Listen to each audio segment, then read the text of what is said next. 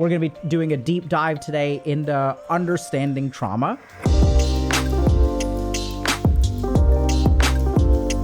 Why are we doing a deep dive about this? It's because trauma manifests as so many problems. And it's the kind of thing where trauma is sort of a whole brain or whole person effect. And so you can't slice it up into one piece because trauma sort of affects every aspect of who we are, how our brain functions, how we form relationships. So it's the one topic that it's been really hard for me to try to chop up into pieces. What does this mean for you? What this means for you is that a lot of what I'm going to teach today may not fit right at the beginning, because what I'm trying to do is paint a picture of how trauma affects a human being. And so I ask y'all to bear with me and stay through to the end. And hopefully what we can do is help things click. So what is trauma and how does trauma manifest? And this is where, in my experience as a psychiatrist, trauma is the great chameleon of mental illness. And what do we mean by that? That means that trauma looks like all kinds of other stuff.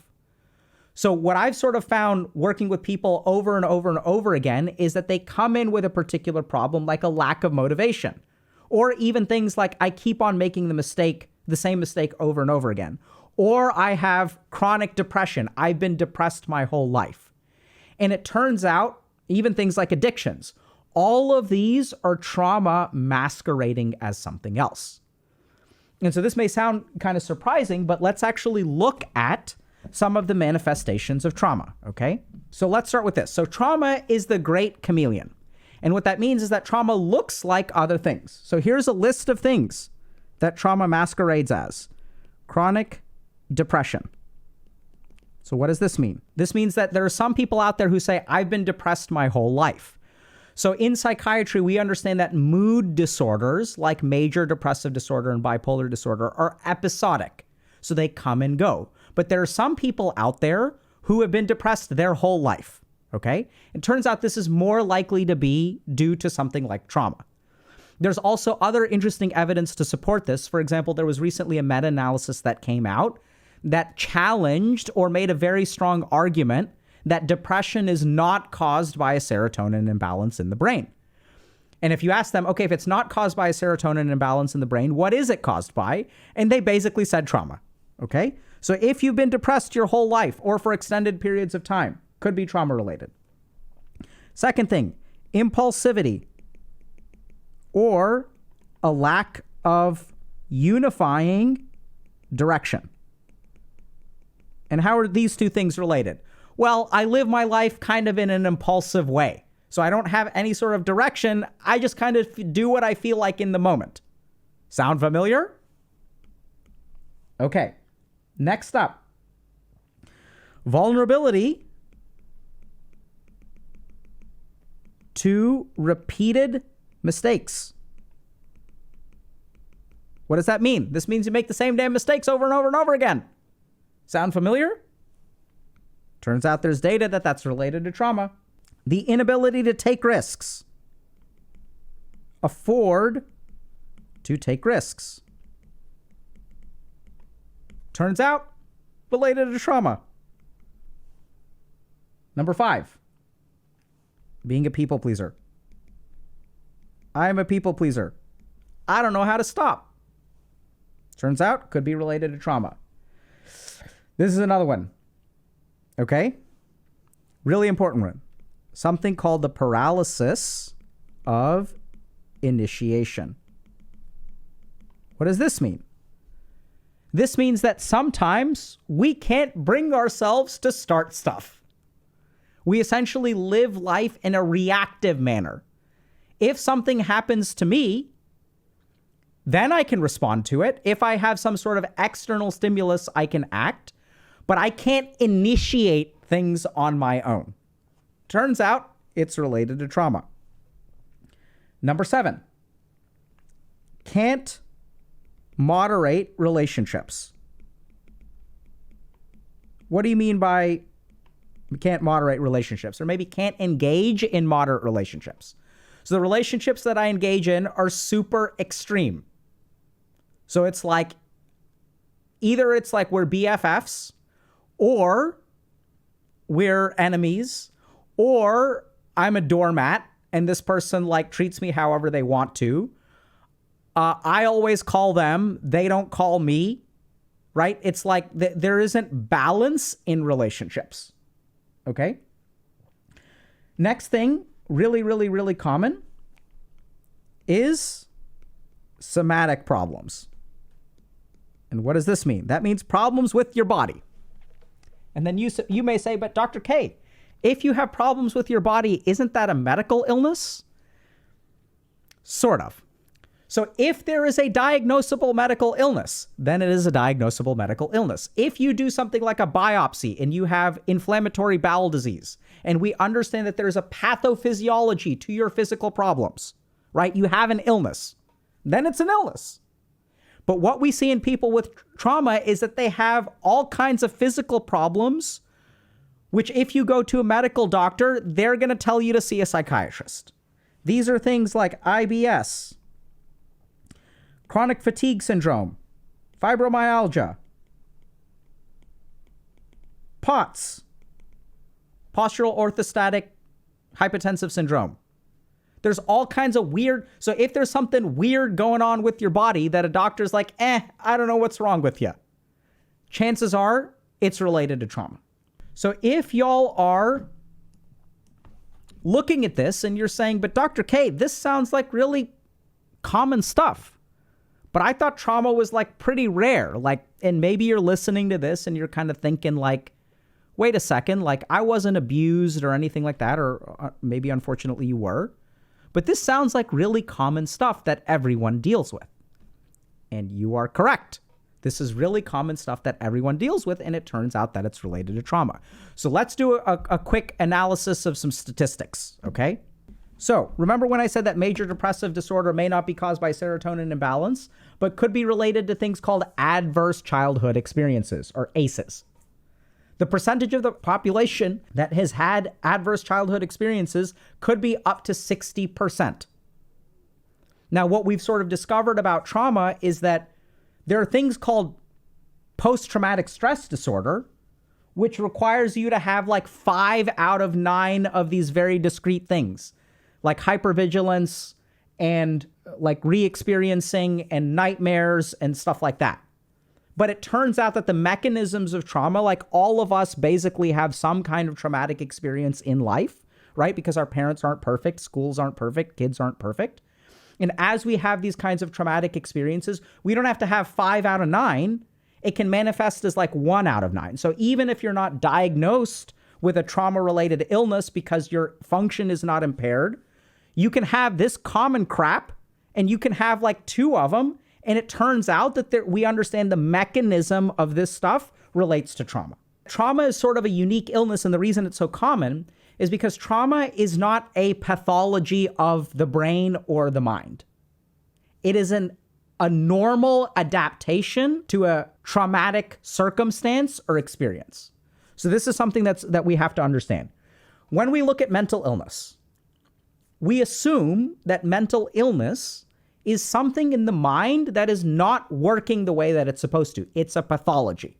So if you look at like autoimmune illness, okay? So this is when our immune system attacks us. That is not what the immune system was designed for. The immune system was designed to attack things that are not us, okay?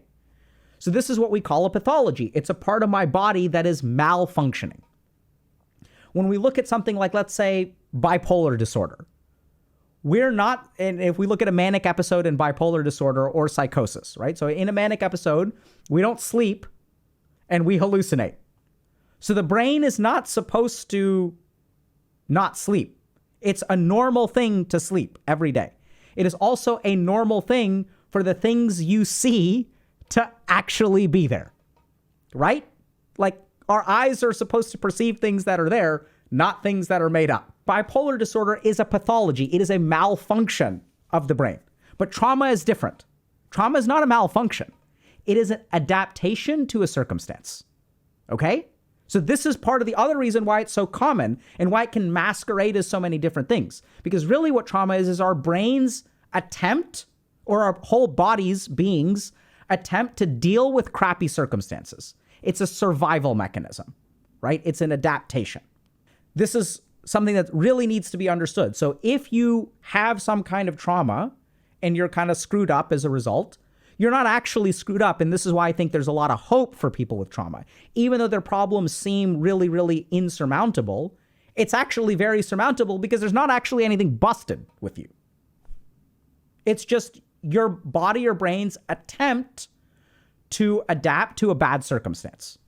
Okay, so the circuitry actually works, and we'll get into that. All right. What is like the mechanism through which the mind adapts to stuff? Okay. This is where I'm going to draw a little bit on Eastern psychology because I think they explain it really, really well. So as we go through life, we have experiences. Okay. So something happens out there. And if, let's say I'm at the playground and someone throws a ball at the back of my head and it hits me in the back of the head. So there's some kind of sensory experiences that happen. There are emotions that come with that sensory experience, because what is an emotion? An emotion is a very, very rapid way to present information to my mind. So I don't have time for analysis. So instead, what my mind is going to do is it's going to make me feel angry. And anger is a way that I know how to respond rapidly in a situation. So anger is like when we don't have time to sit down and think about what's going on, our body has these scripts that it's like, okay, activate anger. Now that we're activating anger, like I know how to respond immediately within the situation. So anytime there are experiences, there are emotions that come with those experiences. Then what happens is those emotions either get processed and digested properly or they don't. And if they don't get processed and digested properly, they sink into us.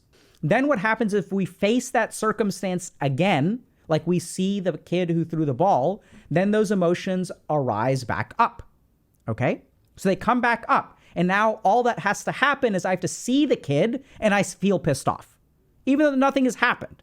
So our mind stores that emotion, recognizes some kind of pattern, the emotions arise again, and this is a trigger. Okay?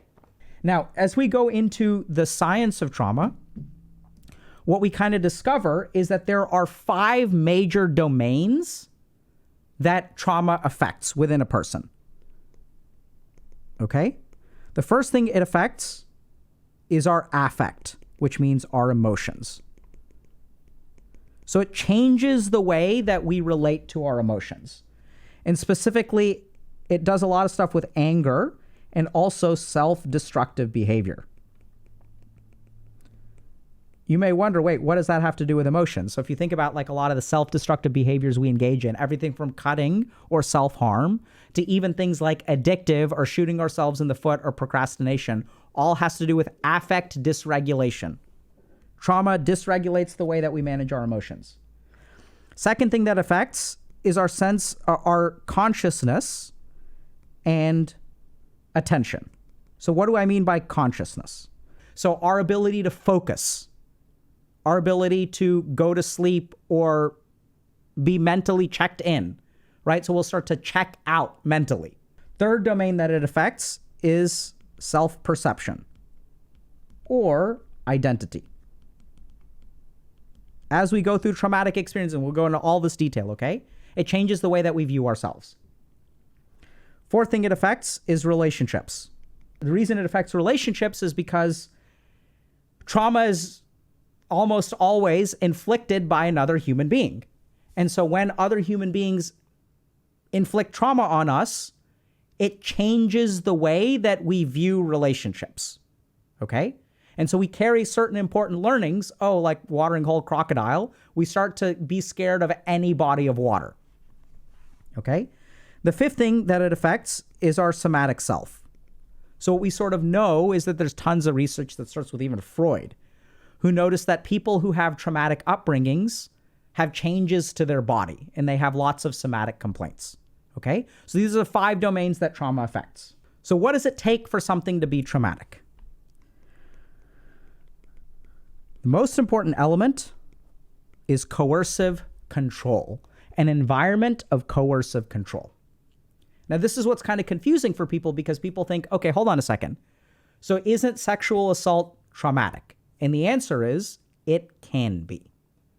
And then some people may say, but hold on, what about things like genocide? Isn't genocide traumatic? And this is where, like, literally according to the data, the answer is that it can be.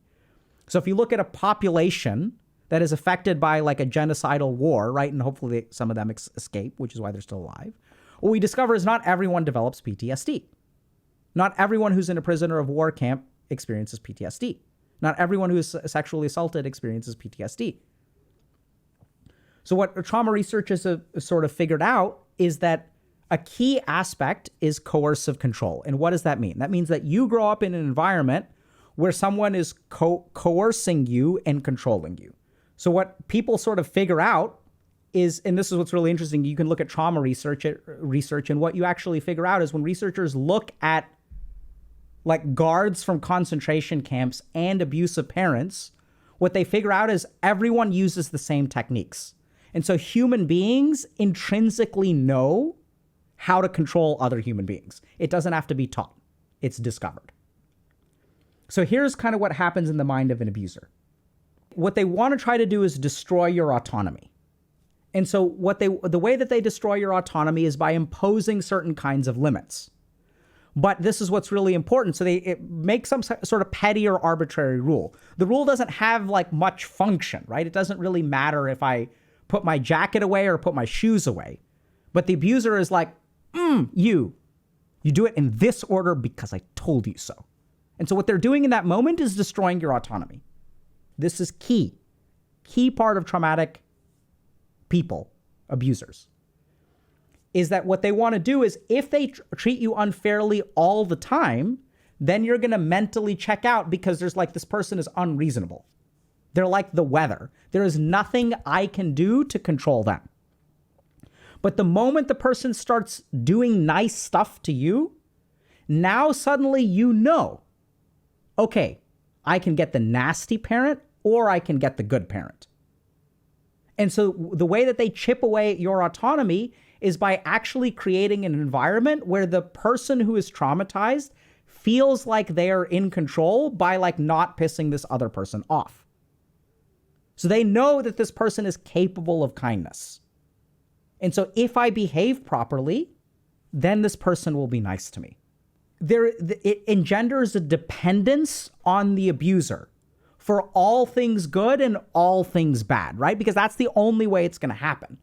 So I become dependent on this person because this is the person that brings me the treats and this is the person that brings me the punishment. But if I ever get the treats from one person and the punishment from another person, then I'm going to become independent because I'm going to say, F this person. So in the abusive relationship, what they actually do is they're very careful. We sort of see this. We'll call it love bombing, right? Like this person is nasty to me and then they love bomb me. What happens in the mind of the abused person is that this abuser becomes God. This is the bestower of health and happiness. This is the bestower of being able to go to bed at night without bruises on my body. And so when this happens, and this is what people will intentionally do, they'll create petty rules, right? Things that are not justifiable. And there's a lot of unpredictability. Because if there's unpredictability, then the person kind of like engages in the behavior. We sort of see this with loot boxes, where when there's a random reinforcement schedule, we play the game over and over and over again. And so if I know that sometimes if I behave myself, if I get a chocolate cake, I'm going to keep playing the game over and over and over again. Traumatic abusers were the original loot box. Loot box 1.0. Okay? And so over time, what this person will do is engender dependence on the person who has been traumatized. As we become dependent on the abuser, a couple of things start to happen. The first is that independent action becomes insubordination. And when independent action becomes insubordination, what does that do to your sense of autonomy? Destroys it. If your sense of autonomy is destroyed, how can you initiate actions? You can't, because you were taught that independent action is insubordination. Second thing is that in traumatic relationships, there is no room for trial and error. Because if I talk back, I'm going to get beat. I can't test boundaries. It's about survival. No impala or gazelle goes up to the edge of the water and debates the crocodile. It's insane. We debate people in places like video games where there's no real consequence. We do not debate crocodiles. I mean, debate crocodiles. We also don't debate crocodiles. But so this is where we see another aspect of the paralysis of initiation for people who are traumatized, which is that if I have learned that trial and error is absolutely a mistake, I can't try anything. What that means, if I can't try anything, it has to be a perfect success. And until I can get it to a perfect success, I cannot start. So if you are someone who looks for perfection before you get started, could be a trauma response. So what we discover in research on people who've been traumatized is they have emotion-focused coping. So if I'm hurt, I focus on fixing my emotions because I can't control anything outside of me. So I can't stop my parents from being abusive. I can't stop the guards from hitting me. All I can do is focus on my internal emotional state because I fundamentally do not have control around me. So then my brain learns when I am suffering, don't change anything out there because changing stuff out there is futile. What I need to fix is in here. So I'm going to do what? I'm going to dissociate. Or I'm going to use drugs, right? So there's very high correlation between substance use and people who have been traumatized. Because fundamentally, the way that you learn how to fix problems is within, because I can't control anything outside. Then you carry that learning with you. So now, when my professor says, your paper was due today, and I did not receive a paper.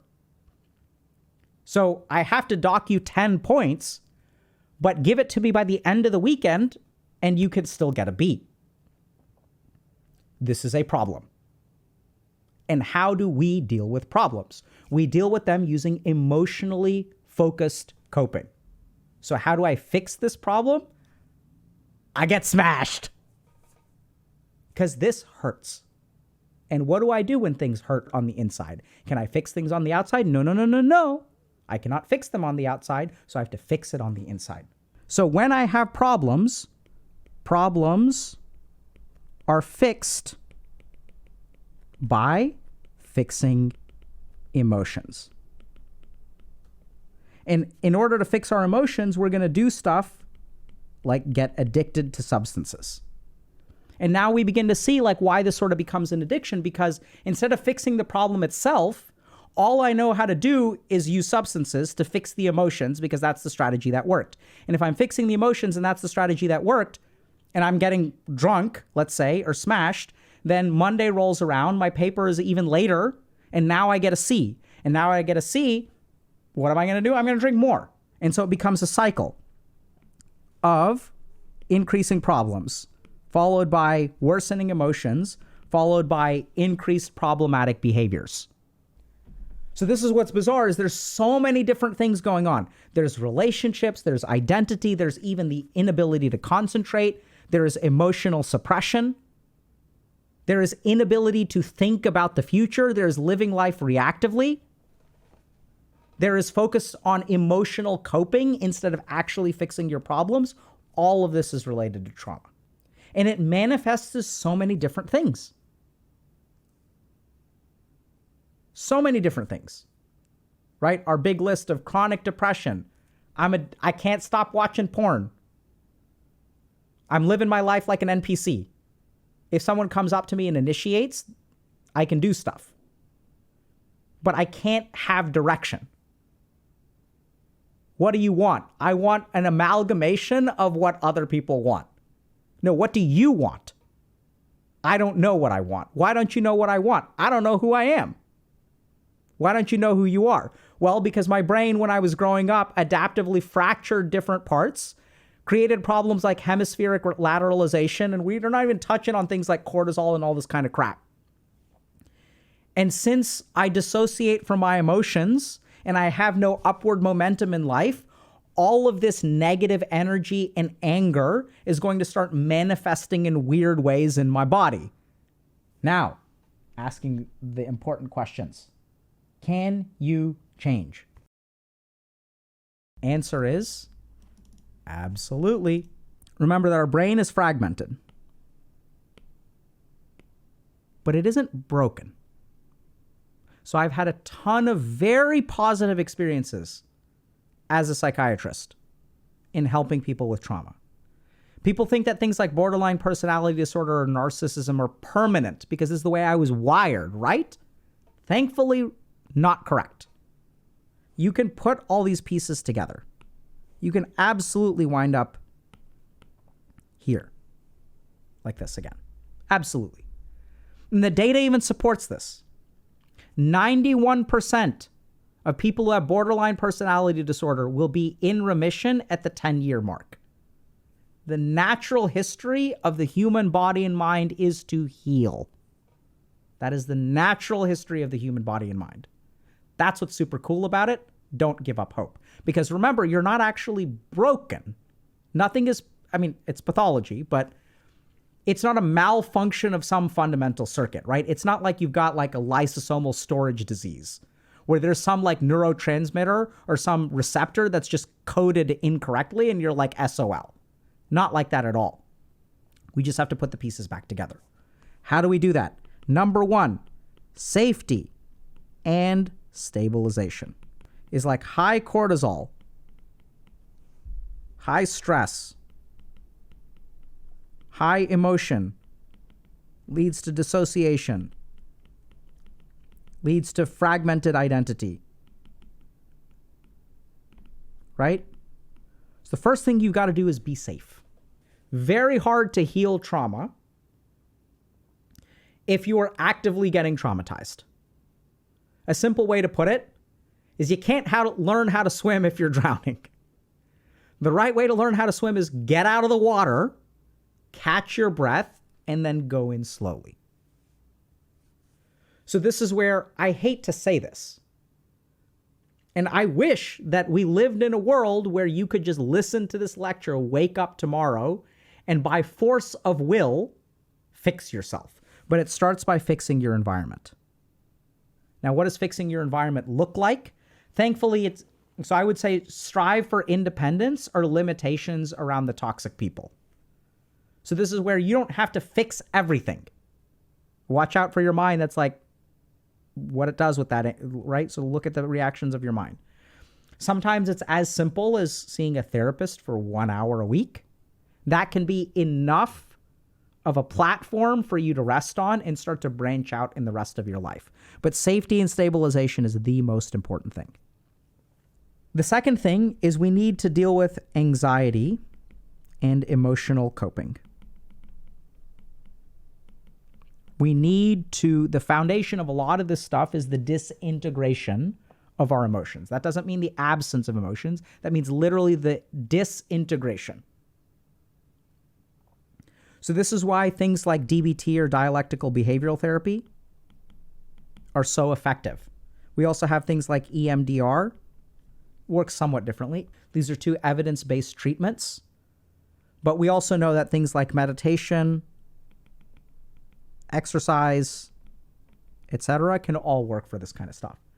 Very practically, what this means is that if you are experiencing some kind of negative emotion, the most important thing to do is don't go towards the emotional coping mechanism. Okay, so here's what happens. When I have negative emotion, there's emotional coping, which reduces negative emotion. And now what I've done is I've taken that right hemisphere and I've shut it off. But the whole point is we need that emotion. We literally need the emotion. It's a part of the integration. So we've got to stop doing this. Now, this is what's super cool. When we do something like psychotherapy, what we do is we help this person take that emotion, go over to Broca's area, and put it into language.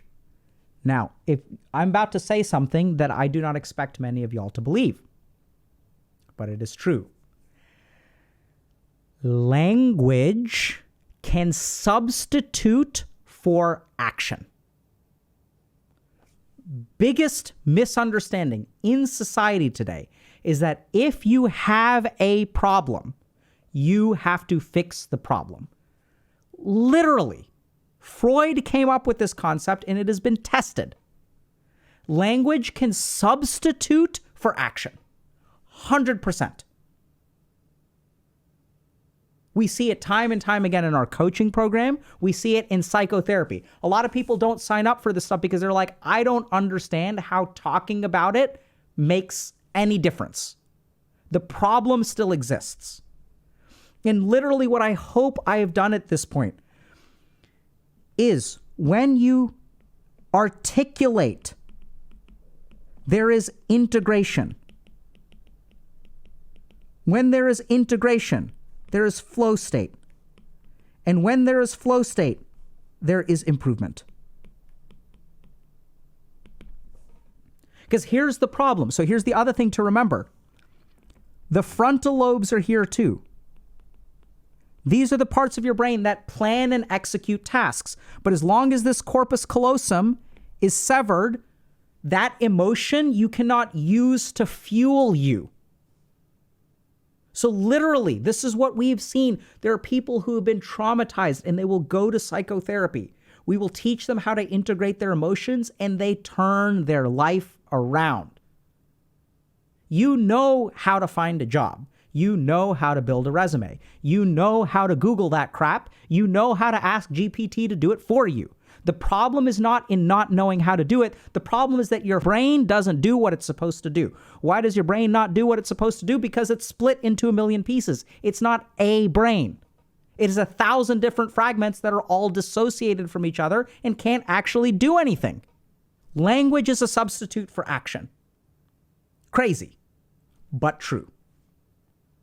And we kind of know this, right? So there's like stuff about cognitive dissonance. Just to give you all a random example. If you get someone to say that they're going to do something or believe that they're going to do something, it makes them more likely to do it. You know what I mean? So like that cognitive, like once you say something, you're like, it's hard for you to not do it. There's all kinds of connections, like literally in your fucking brain. Broca's area where we articulate things and the frontal lobes where we plan and execute action, especially on the left side of the brain, are connected. And we sort of know that, like, if we look at things like motivational interviewing and coaching and stuff like that, our methodologies, we don't teach people anything. We just get them to articulate it. And you can't articulate something unless you understand it. Once you understand it, I'm not talking about information. I'm talking about understanding. Then you start doing it. And what do you do when you start doing it? What is the thought that you have? Oh, crap, this was actually way easier than I thought. This is the value of understanding. Understanding comes from integration. Integration comes from articulating your emotions. So articulate your emotions. The last thing, I'm going to teach y'all a meditation. Ek Tattva Abhyas.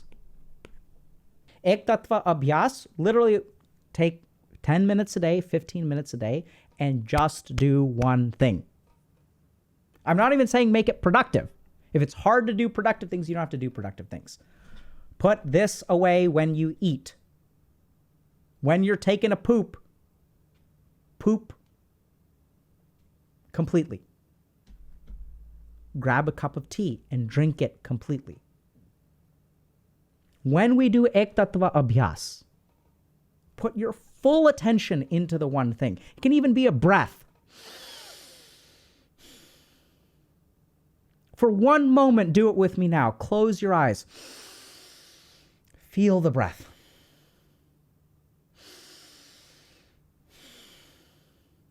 That's it. And for a moment, think about nothing else. Chop wood, carry water. Focus on one thing at a time. That's it. If you look at trauma treatments, they're very, very complicated. But I hope today that if y'all have, hopefully, I don't know how to do this, but I tried to explain what trauma is. So don't give up hope, because actually the majority of evidence suggests that you will get better. There are things that you can do to accelerate it. And the cool thing is that no matter which of these problems you have, and maybe the reason that you don't have a diagnosis is because you don't have all of them. Because remember, in mental illness, we need the majority of it. But what I found time and time again is whether people are like directionless in life, living life on autopilot, can't concentrate, keep on running away to emotional coping mechanisms. This is trauma is the gold mine to transform your life.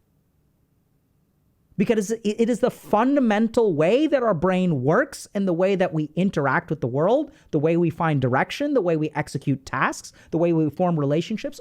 All of it can be found in trauma, which is why it is the great chameleon, because it looks as like 1,000 different problems, but it's all one problem. And that problem has to do with the way that your brain works.